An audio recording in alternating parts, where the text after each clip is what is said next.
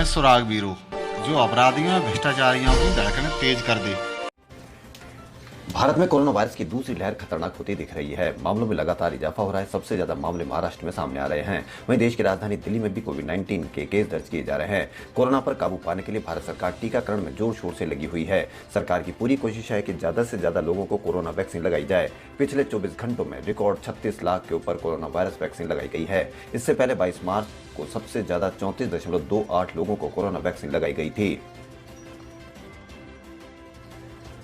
गुरुवार को पश्चिम बंगाल विधानसभा चुनाव के दूसरे चरण के तहत नंदीग्राम में हुए मतदान के दौरान झड़प का जिक्र चुनाव आयोग की रिपोर्ट में नहीं है। नंदीग्राम के बोयाल पोलिंग बूथ पर बीजेपी टीएमसी के कार्यकर्ताओं के बीच झड़प हुई थी, जिसके बीच मुख्यमंत्री ममता बनर्जी फंस गई थी। यह पूरी घटना 2 घंटे तक चली थी। ममता को पैरामिलिट्री जवानों ने वहां से निकाला था। चुनाव आयोग ने जो पर्यवेक्षकों को यहाँ की रिपोर्ट देने को कहा था, हालांकि इस घटना का कोई जिक्र न करते हुए इस रिपोर्ट में कहा गया है कि इस पोलिंग स्टेशन पर मतदान प्रक्रिया प्रभावित नहीं हुई है और सब कुछ अच्छे से हो गया।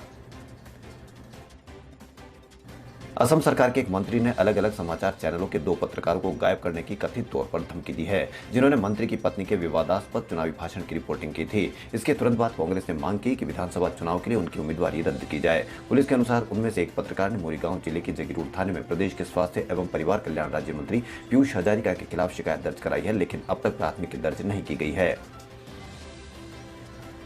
गुजरात विधानसभा ने भी गुरुवार को उस विधेयक को पारित कर दिया, जिसमें विवाह करके कपटपूर्ण तरीके से या जबरन धर्मांतरण करने के मामले में 10 साल तक की कैद की सजा का प्रावधान है। विधेयक के माध्यम से 2003 के एक कानून को संशोधित किया गया है, जिसमें बलपूर्वक या प्रलोभन देकर धर्मांतरण करने पर सजा का प्रावधान है। सरकार के अनुसार गुजरात धार्मिक स्वतंत्रता विधेयक 2021 में उस उभरते चलन को रोकने का प्रावधान है, जिसमें महिलाओं को धर्मांतरण कराने की मंशा से शादी करने के लिए बहलाया फुसलाया जाता है।